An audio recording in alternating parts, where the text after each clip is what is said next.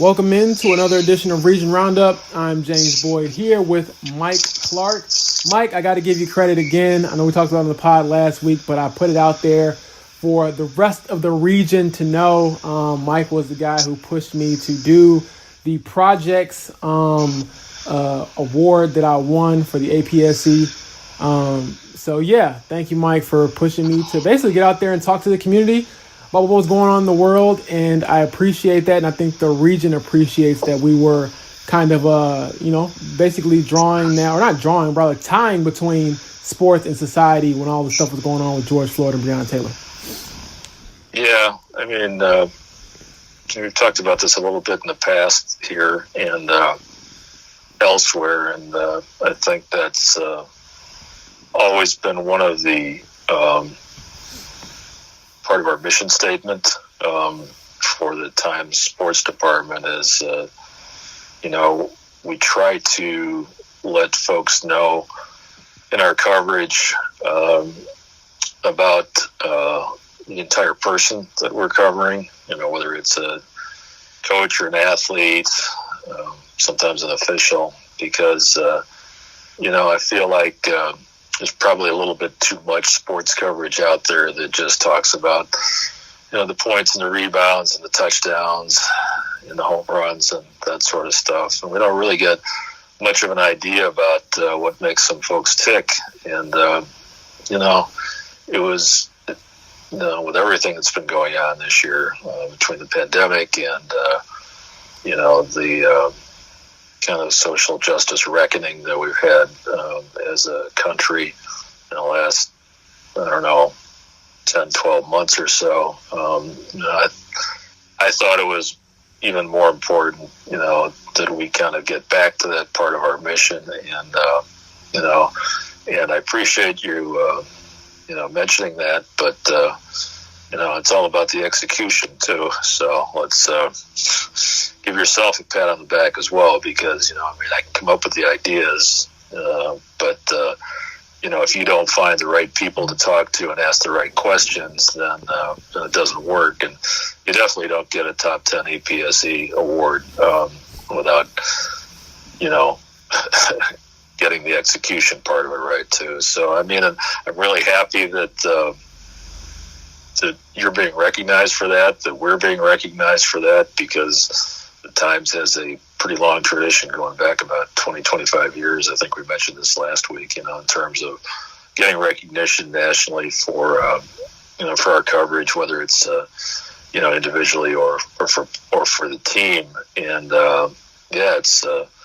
it's a great thing. And I'm glad that, we've been kind of able to bring that to light. And, the people you talk to were really eloquent about it, obviously.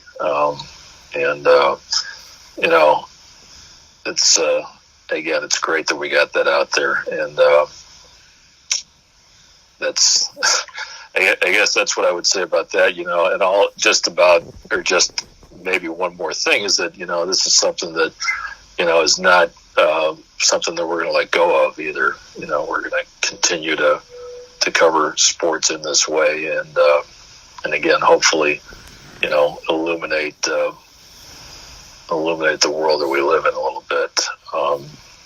With that being said, it's time to kind of dig into the news of the week, and this is a kind of a sad story to start out with. There's really not any other way to say it.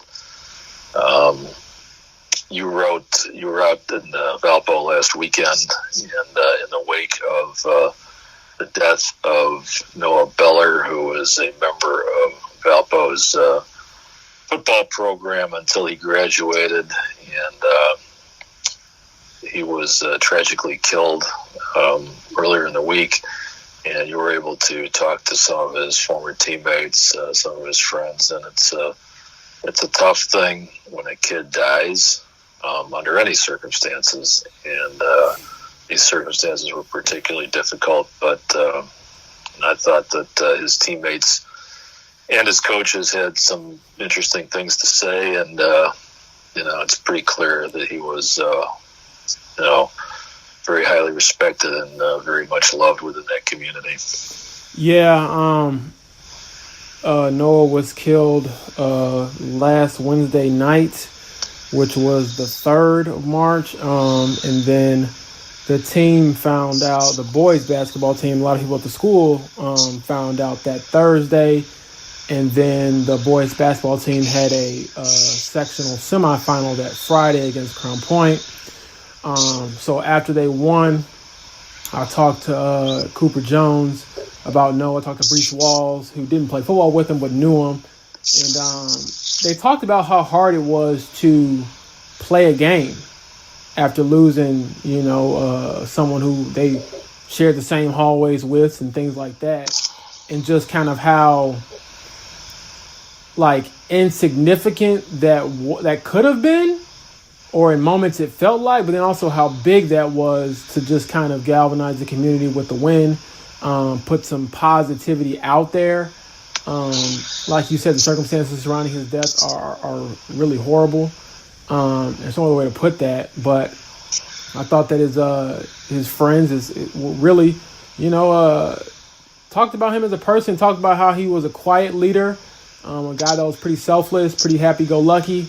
And then over the weekend, I did a bigger story outside of the game, just focusing solely on Noah. And,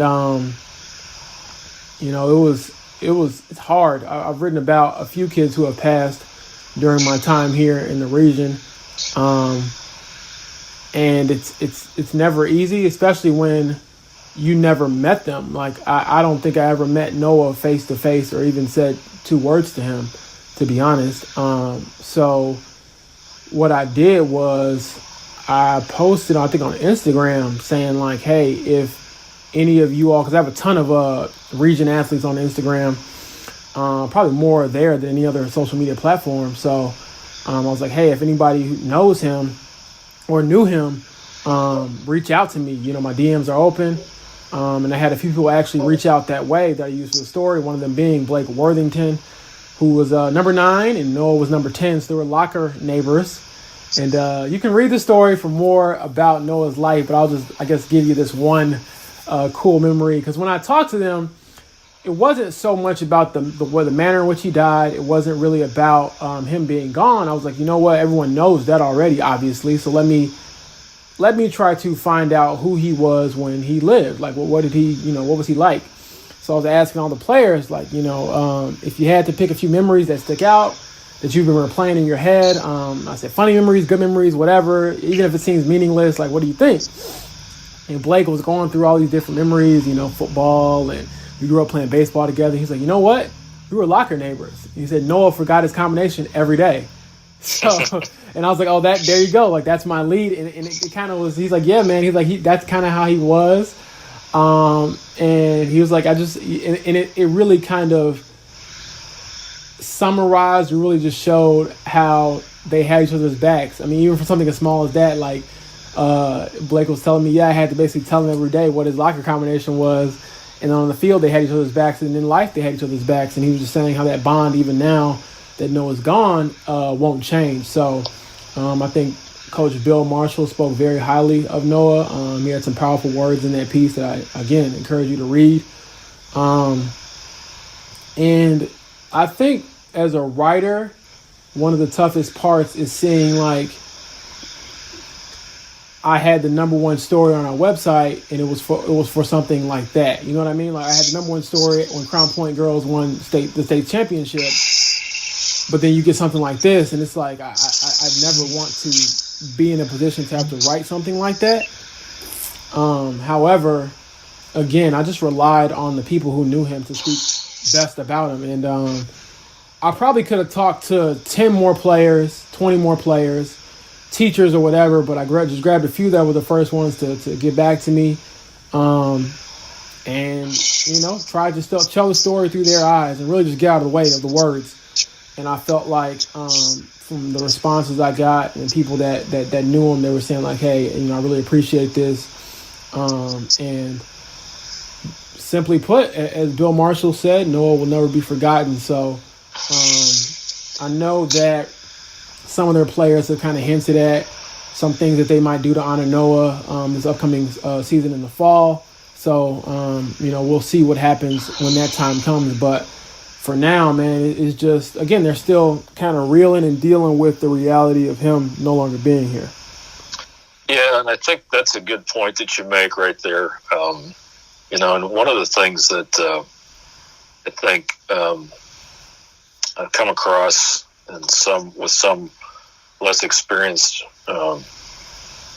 sports writers in particular, it's like, well, we want to give the family some space. We want to give the community some space. We don't want to intrude on their grief. Well, the reality is that in a lot of instances, not all, but a lot, people want to talk.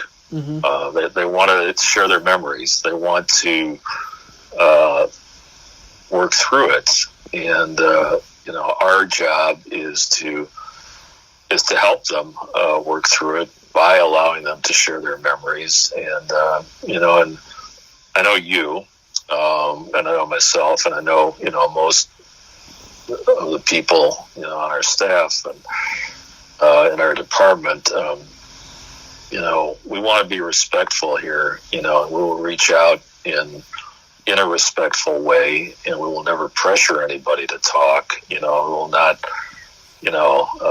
hound anybody to talk, but, we want to put it out. We put it out there, and I've written a few of these stories too.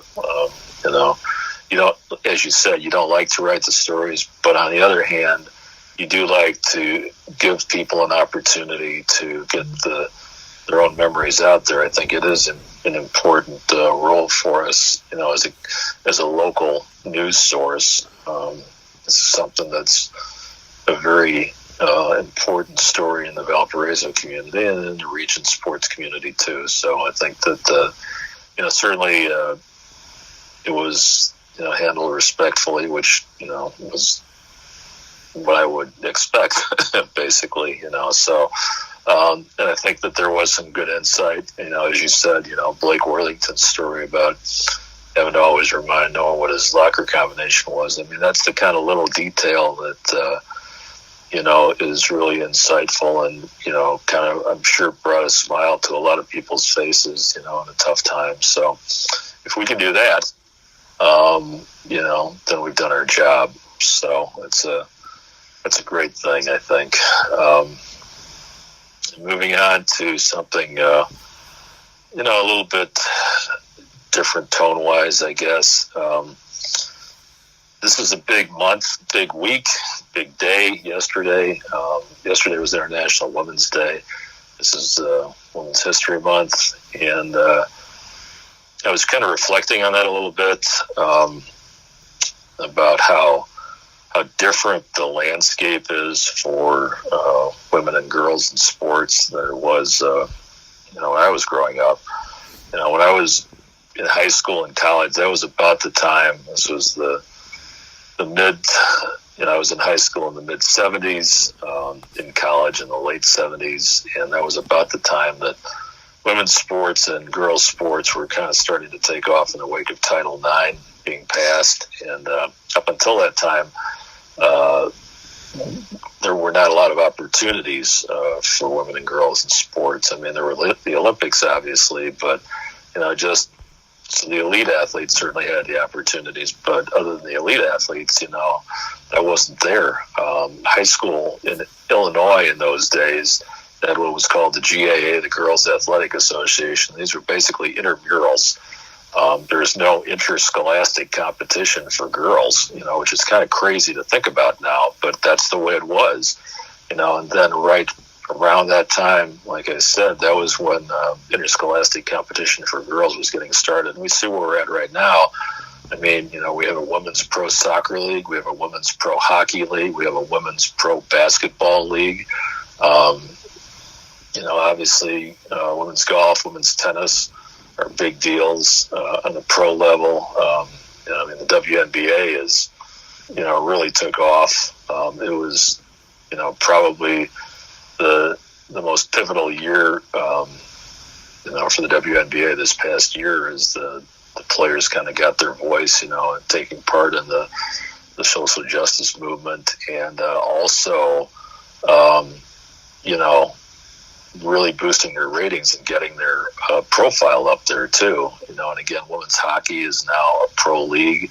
The National Women's Soccer League is going concern as well. So, there's more opportunities for girls to play at a higher and women to play at a higher level out of high school. But high school sports are a huge, huge deal too. We just talked about Crown Point winning state and how big that was to that community. And Crown Point girls basketball is not some secondary thing.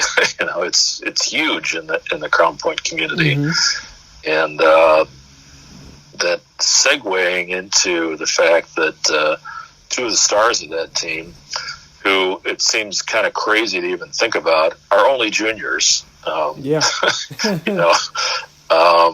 They got another season to come back to, and they were both named Indiana Juniors All-Stars.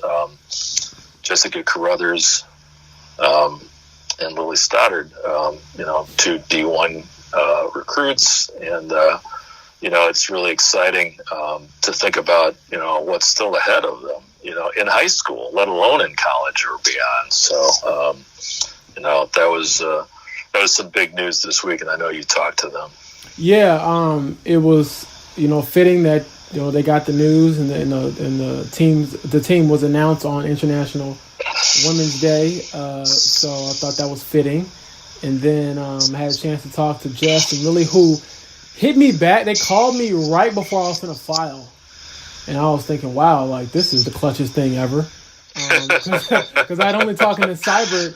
And honestly speaking, and no disrespect to Jessica or Lily, when these things happen and because of the caliber player they are, their phones blowing up all the time these days. So usually it takes a while to honestly get in contact with them.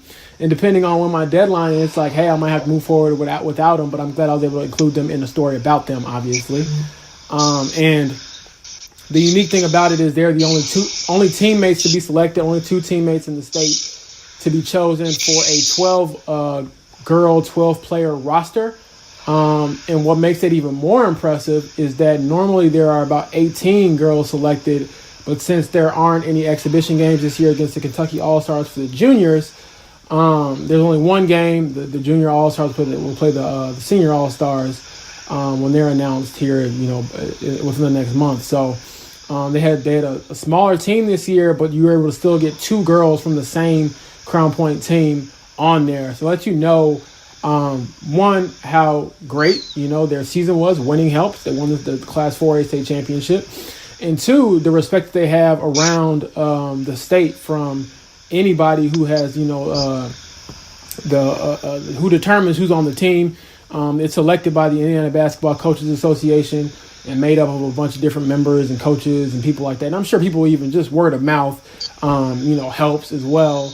And obviously those two girls impressed a lot of people, and they were telling me that they're not satisfied with this, and they really want to make a strong early impression for next year's senior All-Star team. So hats off to them. I don't know what's coming next. I've written about Lily and Jessica, I believe, 2 or 3 times since the season ended.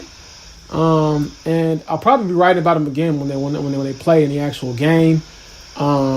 Which is set for, I believe, mid-June.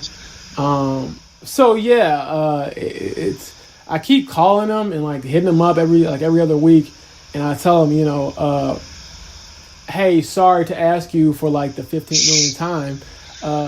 How fun was this season? What does it mean? And for them, they were just saying even big picture wise, how cool it is to kind of uphold a rich Crown Point legacy in girls basketball. So it's been fun to revisit it. I guess you can stay tuned for our all area selections and things like that. I'll tease that a little bit, although I'll admit it'll be a while before it comes out. But you can take a wild guess as to where those two players will be. I won't say anything more about it. But yeah, just use your, critical thinking skills. And then I guess moving on from that to a really crazy story that Mike actually helped me get out there before I left for last week's sectional semifinals. Ashton Williamson, number 3 sophomore in the state according to Prep Hoops. One of the top point guards in the state for the class of 2023. He played earlier this year at Calumet, transferred to 21st Century, had been in kind of like this back and forth with the IHSA about his eligibility. Initially, he was denied his eligibility, or full eligibility, that is, and he was reduced to like JV athletics, which anybody who's seen this kid play knows he's not a JV player at all. And long story short, he got eligible, fully eligible, got the decision overturned by the IHSA hours before he was going to play in the sectional semifinal against Washington Township. And Mike, when I hit post on this story, it went everywhere, like everywhere. I mean, I got comments from people all over the state. I'm in a couple Facebook groups too. One for like Indiana basketball high school fans, which I just share pretty much every story we have from the Times with them, because I feel like it's just, one, more readership, more eyes on our stuff, but two, they're more likely to read it too because they're into high school basketball and it has thousands of people in it. And so when I posted that, I mean, oh man, the comments, the people who read the story, people asking like, hey, how do I read the story if my free clicks are up and all types of stuff like that. And it was awesome. I loved it. I remember when you pushed it, I was just like driving over, because I pushed that and then I had to hop in my car and drive over to cover the actual games at a different sectional. And man, just all on the way there, my phone was buzzing and buzzing and buzzing and buzzing. And I enjoyed it. I mean, you had people saying like, yeah, like good for Ashton, he's gonna play. Other people were saying like, oh, what is the IHSA doing? This is so unfair. And I'm thinking to myself, like, life is unfair. You got people saying like, well, why do you need a lawyer if you're, why would you need a lawyer to fight this if you never did anything wrong? And it's like, well, if you feel like you have a case to be made and you're being unfairly not punished, but like limited in your athletic eligibility, why would you accept? That's the only thing I don't understand about people that were mad about it. I can see if you're mad about the decision to like clear him like hours before a playoff game. But needless to say, I don't think anyone on earth would accept a punishment or a restriction that they don't feel is valid. And if you can fight that and win, why wouldn't you? Yeah. So yeah, I think that my take on this, and not specific to this particular case, we have cases every year of kids who seek to transfer schools and may have their eligibility initially denied and then wind up getting eventually cleared. And I think that there's a flaw in the rule on the part of the IHSAA, which is different from the IHSA, the Illinois High School Association. And in Illinois, basically it's a residency issue. It's like, does the kid live here? And if he does or she does, then they're eligible. Indiana has this motive built into the rule. Are you doing it for athletic reasons? And I think it's a problem, because how can anybody, the IHSAA or anybody else, truly know what kids' motives are? And, I think a lot of times there's a lot of motives built into it. It's academic, it's social, it's athletic too. But I mean, this whole idea that kids shouldn't move specifically because of athletic reasons. It's okay for them to move if they want a better academic environment. It's okay for them to move if they want a better social environment, but not athletics. And I think this it's kind of honestly an archaic idea, that, we're keeping things fair by not letting kids move for these reasons. Well, the world's a different place today than it was maybe when that rule was put into place. And I think that, there's one of the things that's come up in Illinois is that, the idea of giving kids one free transfer, so that the first time you transfer, you can be eligible immediately. And the kind of the thinking behind that is, it's like, well, you might make the wrong decision, initially when you pick a high school, and give the kids, a free opportunity to make that decision right. Now, if it's a kid who hops from high school to high school to high school, that might be a different story. I think that there's probably some justification for preventing kids, from going to, say, a different high school every year or every other year.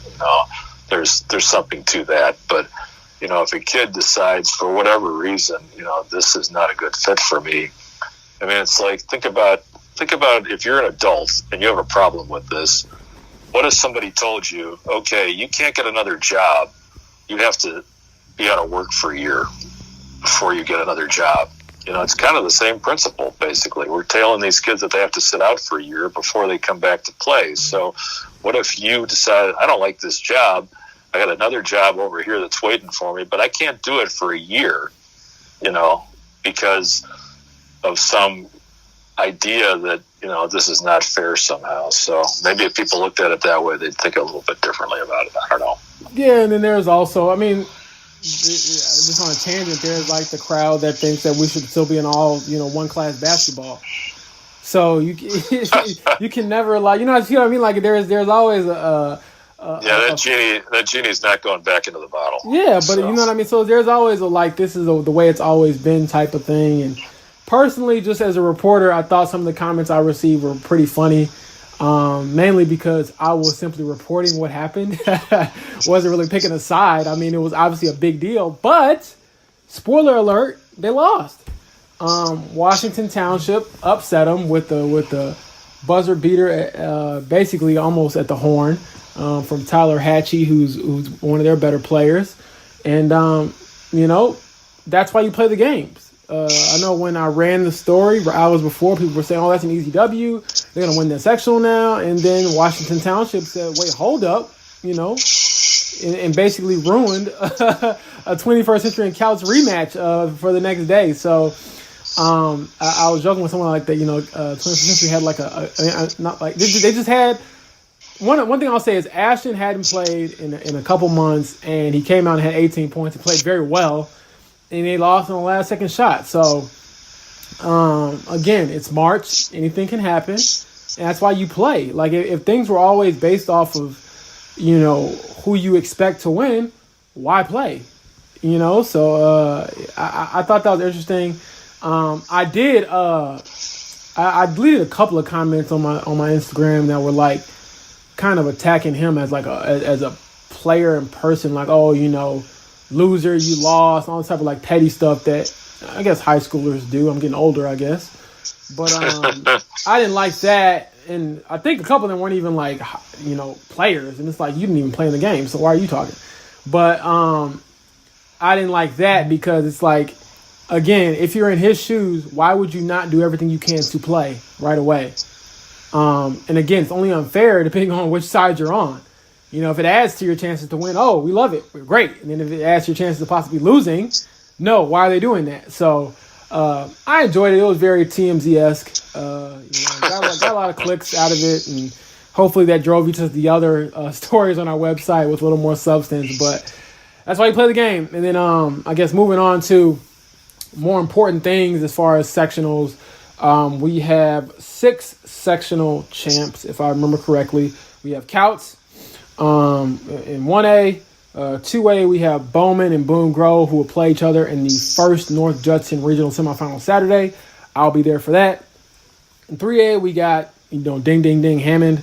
And then 4A, we have Valparaiso and Westside, which surprisingly, I didn't know this. Westside won their first sectional in 16 years when I was there Saturday night. So that was a bit surprising to me. I knew it had been a while, but I didn't know it had been, over a decade, considering the just kind of like the talent that's come out of there, specifically in football. Obviously, you got Lonnie Johnson, and there have been some other talented teams and players that have come through there.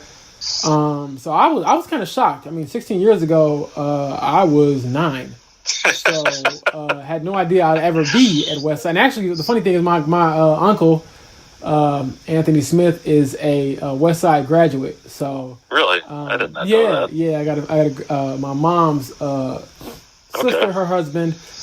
He grew up in Gary. I actually have another Grandma Smith, who lives in Maryville. I don't know why I'm getting so personal, but yeah, that's my life. That's so I kind of whenever I tell them I'm going to West Side, he's always rooting for his old school, and he asked if it looks the same, Mike, and I was like, yeah, pretty much. But I did tell him you got one of the best players in the state on your team, and they looked good, Mike. They looked good. I mean, judging from where I saw West Side when they played Hammond early in the year, how stagnant they looked, and just how they were still trying to figure out their roles. Now, man, their role, they go about 10 deep, and when you got a 5-star recruit leading the way with 9 other guys that can really play, I don't know any other team that's probably that deep in the state. I imagine their rotation will probably get shorter as the playoffs go on, but I mean, they were really, really balanced against Munster. Didn't even shoot the ball well. I think they only made like 4 out of 23 or something like that. But when you have, again, 2 6'10" players and a bunch of other guys who can run and jump higher than anybody else, usually bodes well for your team. And all of them are I feel like, are fitting into their roles now. So, they didn't have any really competition in their sectional. So I'm excited to see what will happen in this week's regional. There is one thing that I wanted to mention, too. We had a great photo. I hope people saw it. Mason Nicholson getting congratulated, I think after he got fouled or something like that. But my goodness, how does anybody defend him? That's what I mean. And I say this, in a respectful way. I mean, he is a big kid for a high school kid, and to have him, along with Jalen, I just can't even imagine that. It's like, having a force like that in the middle, that's something else, because I don't think, you have one 6'10" kid in high school. Okay. That's, what percentage of high schools have that? To have 2 of them, and to have one of them who is a true big man. I mean, Jalen is kind of a, modern. He's like a wing type player who's 6'10", basically, but Mason is, your traditional big guy. And one of the things that my colleague Mike O'Brien at the Chicago Sun-Times has noted, you don't see a lot of traditional big guys anymore.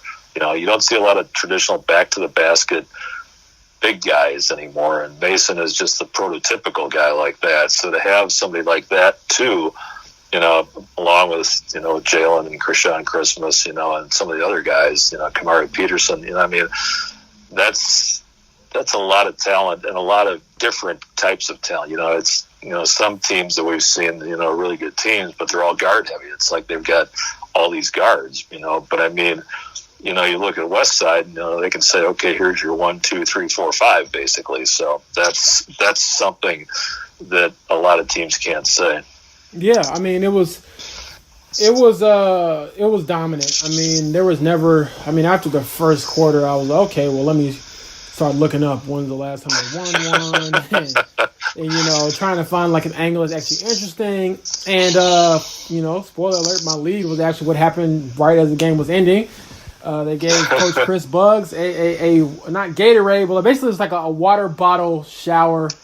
And it was fun, and I was like, you know what, that's probably the most exciting thing I've seen outside of them just dominating. So they're going to be at the Michigan City Regional along with Valparaiso.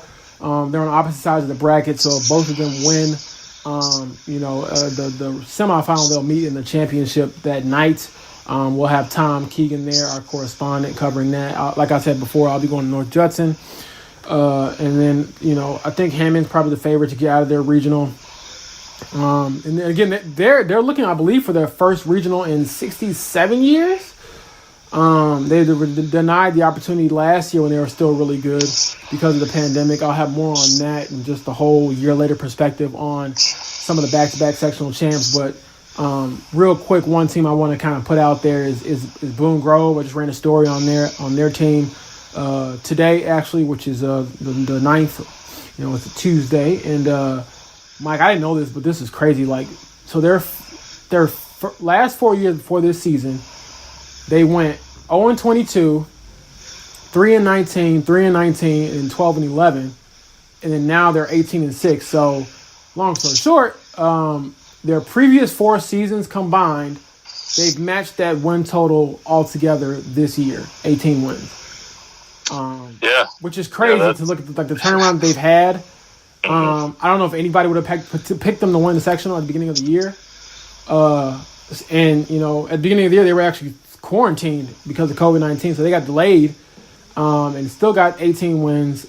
First sectional title since 2013. Check out the story. It's really cool to kind of get the perspective of some of the players. And, it doesn't get worse. Literally, it does not get any worse than 0-22, unless you go like 0-23, I guess. But, they were at rock bottom before this group came to high school, and they weathered the storm, took their lumps, for a couple more years, and then took a jump last year, and then took a really big jump this year. So I was excited to write about that, kind of get their that team out in the paper, get them the publicity that they deserve. And I'm excited to see what they'll do against Bowman, who is led by Karan Davis, who has just been on this Herculean type of tear lately. So, it'll be a big weekend for the region. We'll see how many actually make it out and get to semi-state. I think Couch is favored as well. So we'll see. But like I said before, that's why you play the games. Yeah, and it's kind of interesting, too, with Boone. Matt McKay is the coach. He's been there for a long time. He actually took some time off before coming back. The year he took off, Mike, was the year they went 0-22, and then he came back the next year and he had to kind of build it up from the ground up. So he's been there for 28 years. Yep. Right. And he won 10. I'm just doing a little bit of research on the fly here. He won 10 sectionals in his first tenure there. And, and it's interesting to see then, Boone's a different kind of a school actually than it was, earlier on in his career. It was more of a rural country school in those days. Now there's some more subdivisions out in that area, and it's a bigger school. They had football. They didn't have football when he started there either. So, it's interesting to see that, some things change and some things stay the same, obviously. But, so we're in the middle of Hoosier hysteria, basically. Possibly 3 more rounds. We're expecting 3 more rounds for probably at least one team, maybe 2. Who knows? Maybe 3. We'll have to wait and see. One of the things that I think is certainly an ongoing story. The Hammond High story is interesting, and I don't know if you saw this or not, James. I'm just going to throw out another ad lib or an audible here about another story or another idea that to talk about is that one of the things that people are kind of wondering is if the Civic Center is ever going to host another sectional now that the new Hammond school is not going to be a 3A school. It will be a 4A school, Hammond Central. And I guess probably Morton will be a 4A school too, basically, because Morton will also be adding students from mostly from the Gavitt area. But, the question is whether the Civic Center, which I think is a great venue for high school hoops, I know I actually posted this on Facebook, on my personal Facebook page, and got a little bit of pushback because some people say that it's not a great venue. It was built a long time ago, back before we had some of the modern amenities like concession stands with maybe better access and more modern bathrooms as well. But I think about the history of that building, and John Wooden coached there. I think it was South Bend Central back in the 30s.